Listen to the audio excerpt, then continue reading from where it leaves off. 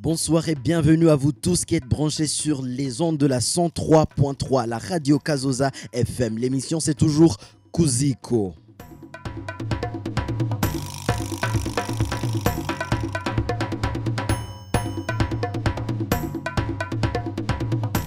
L'émission Kuziko que vous suivez tous les jours à partir de 19h30 du soir jusqu'à 20h.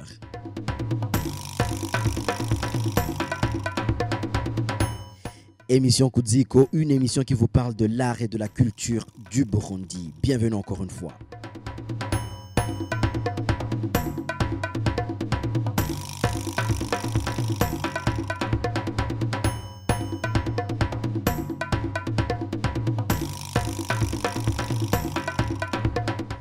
Diogène Rukundo au micro et Raja Tunga sur la mise en onde. Bienvenue, chers auditeurs, dans l'émission Kuziko.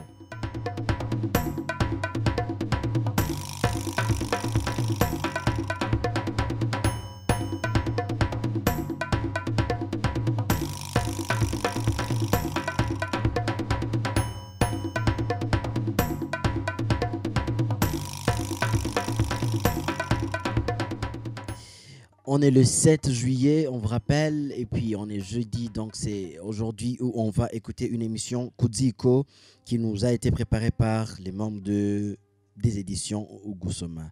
Mais dans un instant, écoutons d'abord cette belle chanson de Sibylle.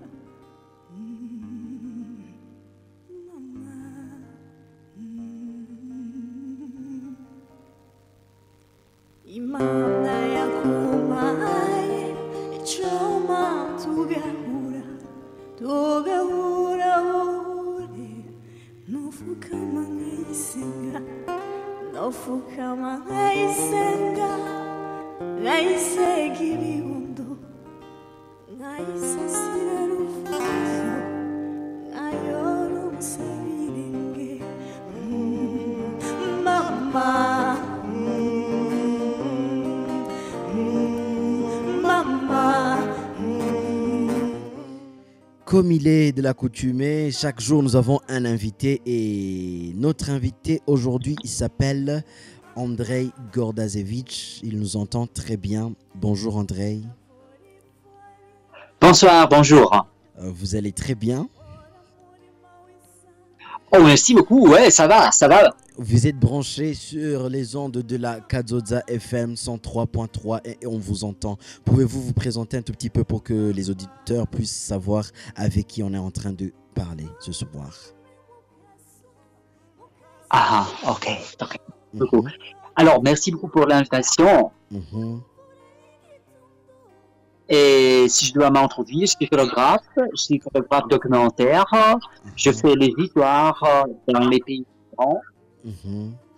Et alors comme ça, j'avais une chance de faire un projet qui s'appelle 300 portraits de l'indépendance, qui est dédié aux 60 années de l'indépendance du Burundi.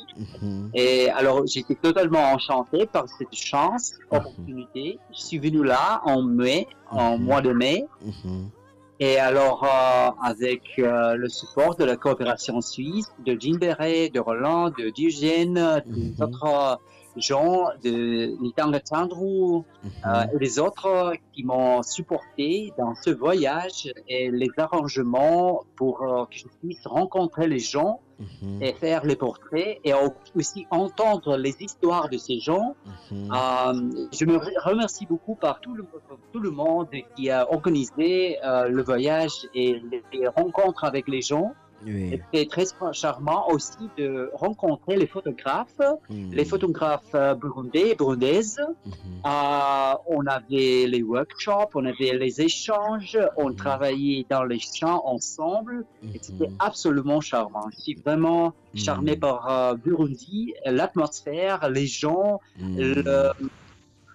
aussi pour une chance de parler directement en tant que je photographie, parce que ça, c'est très important. Oui, oui, oui. Merci beaucoup, André. Et pour ceux qui ne le savaient pas, nous, comme vous l'avez déjà entendu, nous sommes avec un invité qui n'est pas physiquement au Burundi, mais comme la technologie avance très bien et ça nous facilite la tâche, nous pouvons parler, nous pouvons causer, nous pouvons échanger. C'est Andrei Gordazevitch, un photographe d'origine russe qui était ici pour un projet des portraits de l'indépendance. Monsieur Andrei, pouvez-vous nous parler pour commencer, pour entrer vraiment dans l'émission, comment donc l'idée des portraits de l'indépendance est-elle venue? Comment est-elle née et comment vous avez vraiment pris part de ce grand projet? Merci beaucoup. En effet, c'était comme ça. J'avais une chance de connaître les personnes suisses. On a fait un projet documentaire ensemble avec une personne que je connais et il s'appelle Nils Krauer. Nils Krauer, il travaille aussi à la coopération suisse. Il me connaissait aussi comme un photographe documentaire. Alors, dès qu'on a parlé du travail de Nils et de pays, de Burundi, alors moi, j'ai expliqué à l'intérêt que j'aurais, alors s'il y a une chance, s'il y a un intérêt de faire un projet documentaire, on peut le faire.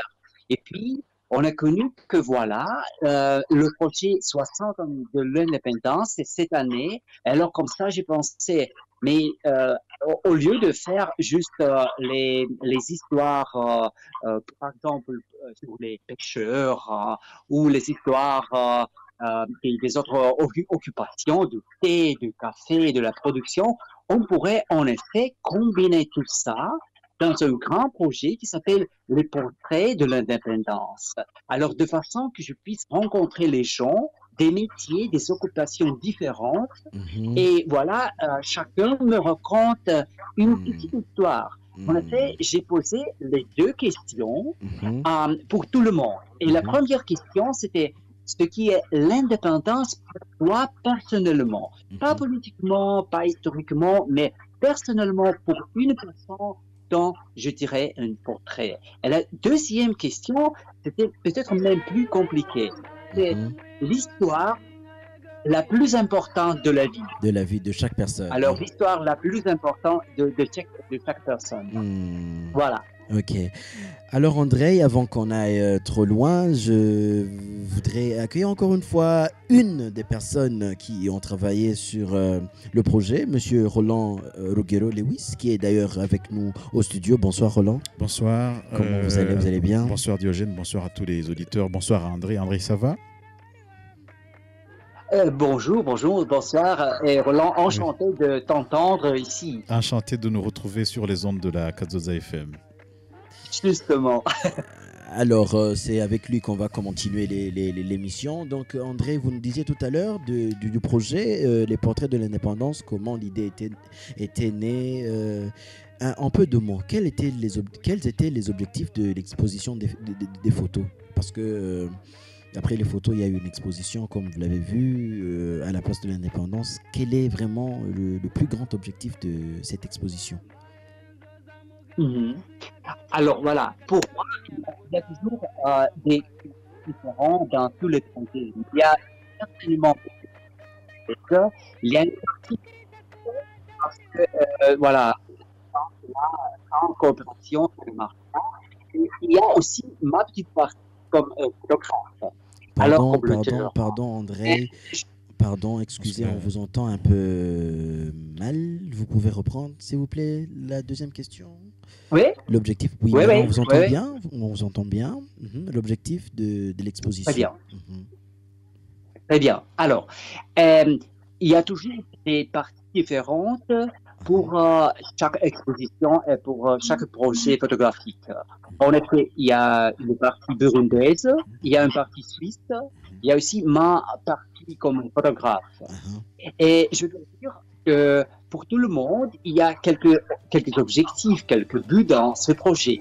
Pour moi, personnellement, j'étais en train de faire comme la vue générale, un panorama du Burundi aujourd'hui. C'est-à-dire qu'en effet, on fait un portrait d'un pays par les portraits des Burundais, par les portraits de personnes concrètes. Et alors, comme ça, on peut regarder les personnes concrètes, on peut voir les portraits et on peut entendre les histoires de ces gens. Et comme ça, on a une impression de ce qui se passe parmi les gens dans ce pays concret, au Burundi.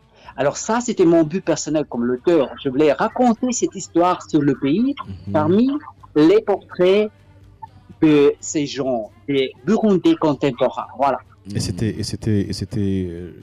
votre première expérience en Afrique? En effet, j'étais au nord de l'Afrique, j'étais au Botswana, en Afrique du Sud, mais j'étais jamais au Burundi. J'ai vu le Burundi, dans l'Afrique des Grands Lacs. Peut-être ce serait intéressant de rappeler un peu le travail aussi que vous aviez fait dans les mines d'or du Pérou. Je ne me trompe pas. Oui. En fait, oui. C'était à Pérou.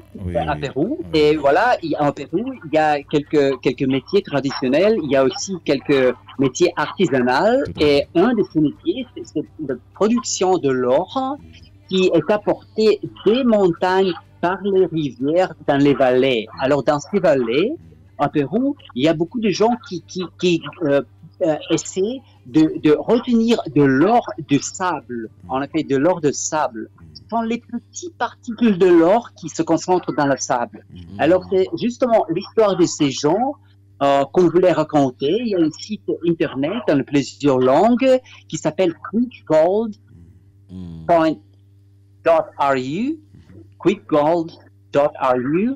pour Russie. Alors là, vous pouvez voir et aussi lire les histoires de ces gens dont on a raconté. Voilà. On vous définit comme un spécialiste des images de la vie quotidienne, du documentaire, de la photographie de la rue. Par exemple, pour la photographie de la rue, qu'est-ce qui compte quand on est en train de travailler comme artiste de l'image dans la rue? Est-ce que c'est le mouvement, c'est la couleur, c'est les attitudes des gens, c'est l'ambiance, c'est le bruit? Qu'est-ce qui compte le plus?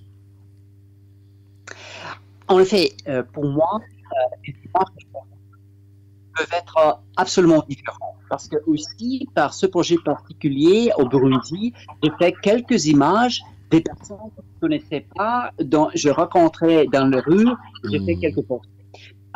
Il y a les images de la rue comme la photographie de la rue, street photography. Et il y a aussi des images qui sont faites comme les portraits. Alors, ce sont les deux choses principales qui peuvent passer. Une chose, c'est une photographie sans contact. Tu regardes, tu veux attraper les images qui se coulent sans intervention.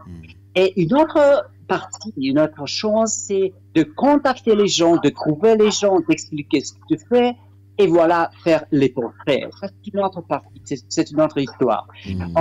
Dans ce projet, on était au Burundi, j'ai combiné les deux parce que j'ai fait quelques photographies de la rue, et aussi j'ai fait quelques portraits.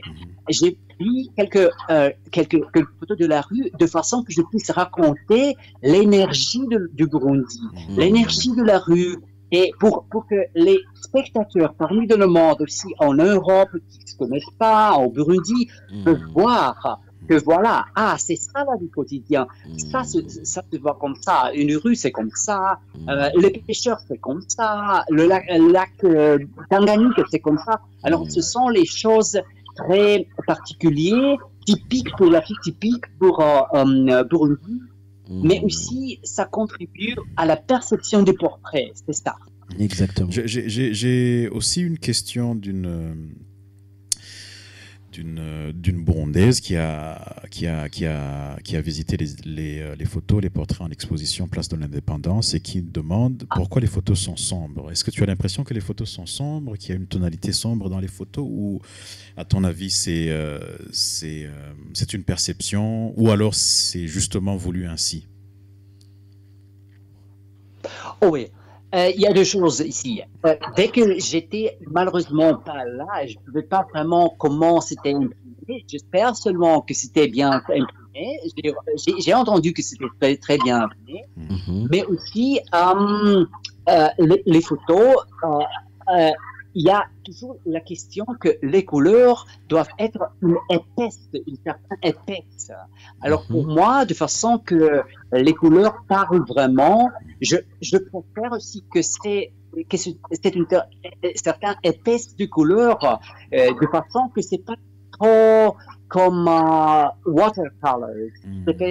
C'est pas trop comme aquarelle.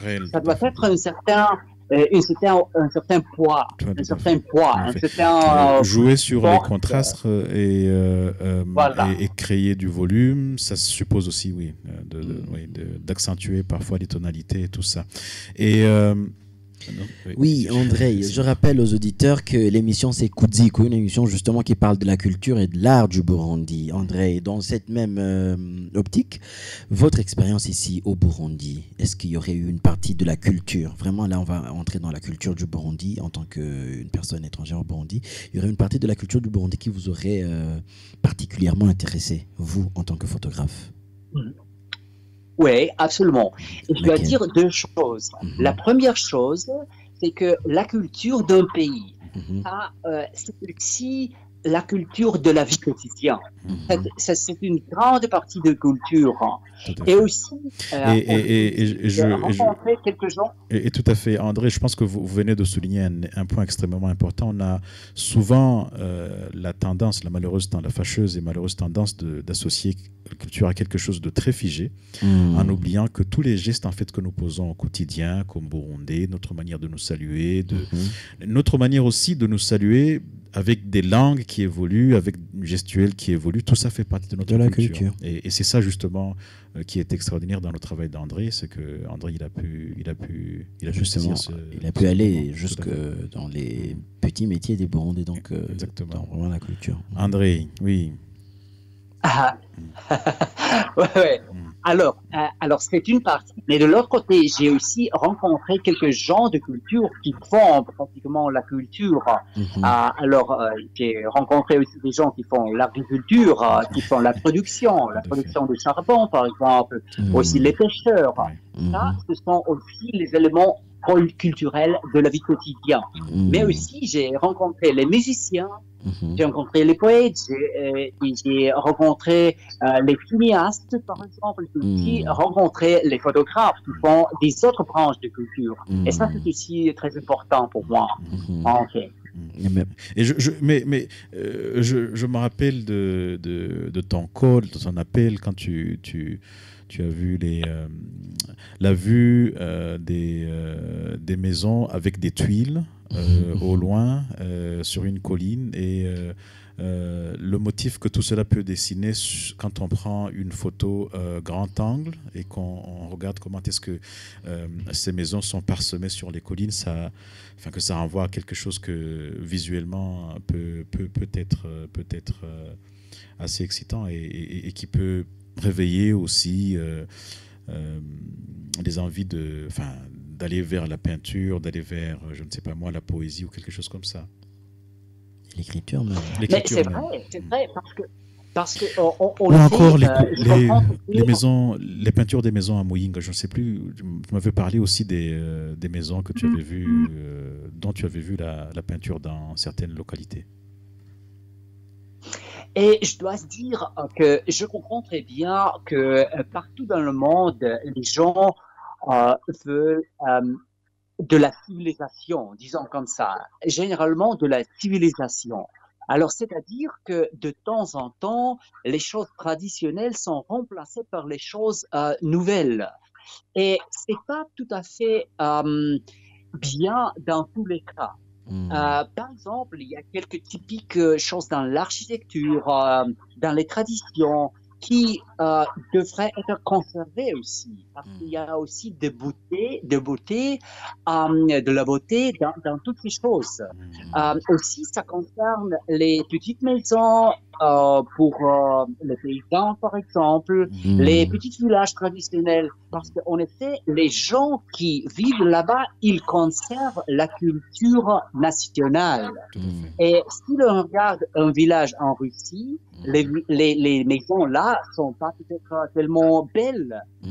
Et les maisons au Burundi sont peut-être même plus belles. Mais mon but comme photographe, c'est de regarder et d'essayer à justement avoir le mémoire de ces maisons, de ces villages, de ces gens qui vivent là-bas, parce que c'est très important de savoir que ça existait dans l'histoire. Parce que d'ici 2 ans, d'ici 10 ans ou 30 ans, ce ne sera plus peut-être le cas. Une chose différente. C'est ça, la culture différente et c'est Burundi différent. Voilà. Ouais. Je rappelle aux auditeurs que c'est la radio Kazoza FM 103.3. Be Your Own Boss. L'émission, c'est Kudziko, Diogène Rukundo au micro avec Roland Olugero Lewis. Nous avons un invité, Andrei Gordazevich, un photographe de renommée internationale et photographe de la marque mondialement reconnue Leica. Andrei Gordazevich, justement, a participé dans un projet de création de photos qui sont actuellement exposés à la place de l'Indépendance. 60 portraits de l'indépendance du Burundi. Andrei, alors, quelle est la suite? Nous avons déjà vu les 60 portraits, nous avons déjà vu l'exposition. Est-ce qu'après l'exposition, parce que vous nous avez dit que l'exposition, ça va durer 1 mois à la place de l'Indépendance, au cœur du centre-ville de Bujumbura, est-ce qu'après cela, ça sera fini? Quelle est la suite du projet? Alors maintenant, on travaille sur un livre qui s'appelle aussi Portrait de l'indépendance. On espère que le livre sera prêt au mois de septembre. Et alors, on finalise le livre maintenant. Excusez, le quantième, et j'espère qu'une certaine partie de ce tirage vient au Burundi, une partie de ce tirage reste en Suisse. Alors, c'est pas la fin encore. Et ça continue, l'exposition continue sur les pages du livre. Mais on n'a pas bien saisi la date où vous espérez que le livre puisse paraître? C'est quand? C'est au mois de septembre. Ok. Alors, Roland, une question? Non, j'ai pas de question. C'est juste pour souligner que ce travail, quand même, il faut souligner que toutes les photos qui sont en exposition sur la place de l'Indépendance, c'est un travail qui aura duré 1 mois, disons, 1 mois, quelques jours. Et c'est une occasion de remercier toutes les bonnes volontés qui se sont portées pour faciliter le travail à André. André avait 20 jours de séjour au Burundi, il devait prendre les photos, il devait revoir les photos. Je pense qu'il a pris des milliers de pauses. C'est quelqu'un d'extrêmement méticuleux, c'est quelqu'un qui est très attaché aux détails, qui est vraiment apporté par sa passion, la photographie, l'image, mais aussi qui, humainement, qui a ce contact, cette oreille, de passer d'abord du temps avec la source de l'image, d'écouter. Pas simplement de prendre la photo, mais vraiment de vivre le moment. Et je pense que c'est extrêmement valorisant pour les personnes qui sont photographiées.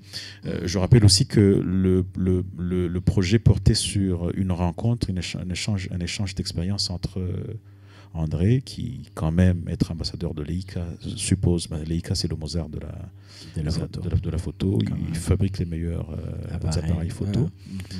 Et donc de voir un artiste de cette renommée au Burundi travailler avec 5 photographes burundais, jeunes photographes burundais, qui l'ont d'ailleurs accompagné, accompagné sur terrain. C'est extrêmement valorisant. Et puis tout cela, donc les 20 jours de travail sur terrain n'auraient pas été possibles sans le soutien de toutes ces bonnes volontés, comme je le disais. Il y a toi, il y a toute l'équipe de Djimbélé, il y a la facilitation offerte par le Conseil national de la communication pour l'accréditation d'André. Il y a l'administration centrale et décentralisée qui a été réceptive au travail. Et puis il y a toutes ces personnes qui ont accepté d'opposer. C'est pas dans une culture d'introversion et où on aime bien le chez-soi, où on n'aime pas trop s'afficher. C'est pas si évident que ça, d'être à la place de l'indépendant, de savoir que on sera en exposition pendant tout un mois. Et je trouve que c'est très valorisant. Et puis, finalement, la balle est dans le camp de toutes ces personnes, ces passants, nous autres résidents de Bujumbura, permanents ou de passage, qui foulons cette place, nous sommes invités à regarder ces images et à prolonger la réflexion. Qu'est-ce que ça veut dire l'indépendance ? Comment est-ce que nous y participons ? Quel est notre engagement ? Comment est-ce que, comme Burundais, nous participons à renforcer ce sentiment d'indépendance et à renforcer cette capacité à garder cette indépendance. Et puis, et c'est une pique qui vient juste de m'être offerte par quelqu'un, un artiste burundais qui me demande, mais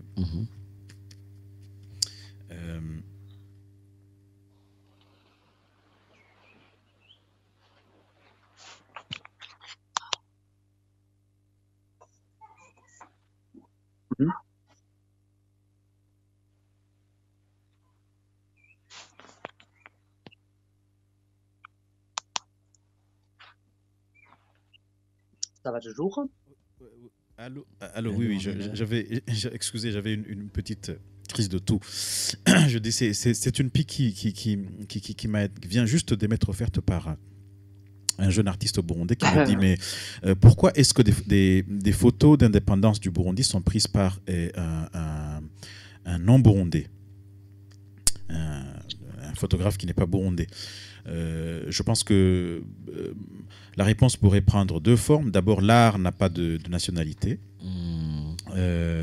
Donc, toute personne a virtuellement cette capacité à raconter l'histoire de l'humanité, parce que l'art, finalement, nous ramène à la condition humaine. Et puis, l'autre chose, c'est peut-être aussi une invitation d'imaginer comment nous autres, justement, artistes burundais, pouvons célébrer de façon délicate et différente les prochains rendez-vous. C'est 60 ans cette année, c'est 61 années l'année prochaine, c'est 62, 63, 75. Même 100 ans. 15 ans, même 100 ans, même 200 ans. Comment est-ce que nous allons célébrer? Et comment est-ce que l'expérience avec André peut nous inspirer, pas simplement pour l'indépendance du Burundi, mais au quotidien? Comment est-ce que nous pouvons célébrer ces moments qui font la vie de notre pays ou notre vie nous-mêmes? Et puis, finalement, c'est une occasion de remercier la coopération suisse qui a permis de vivre cette expérience. Et voilà, et de nous dire que des rencontres pareilles entre artistes du Burundi et d'ailleurs, pour échanger sur l'expérience comme artiste, pour enrichir la réflexion sur la condition humaine, seront beaucoup plus nombreuses avec les mois, les années à venir. Exact. Radio Kazoa FM, toujours 103.3, c'est l'émission Kudiko. Malheureusement, le temps passe, et il est presque 20h et nous sommes à la fin de notre émission. Je vous rappelle que au micro, c'était Diogène Rukundo. Nous avions un invité qui n'est malheureusement pas physiquement au Burundi, mais on l'a eu sur téléphone. Il s'appelle Andrei Gordazevich, photographe de renommée internationale. Monsieur André, merci beaucoup. Merci, oui. On te sent, André. Merci beaucoup. En tout cas, on te voit tous les jours quand on passe à la place de l'indépendance. Célébrer les 100 ans de l'indépendance avec vous. Merci beaucoup. Merci Merci à pour le temps. Oui. Merci à Roland qui s'est disponibilisé, qui est venu dans notre émission Kudziko d'aujourd'hui. Je vous rappelle, l'émission Kudziko passe toujours à 19h30, de 19h30 à 20h, chaque jour à la radio Kazoza FM. Diogène Rukondo, j'étais au micro avec Roland. Rugero Lewis, Rajatunga assurait la mise en onde. N'oubliez pas une chose, please be your own boss. Merci. Merci.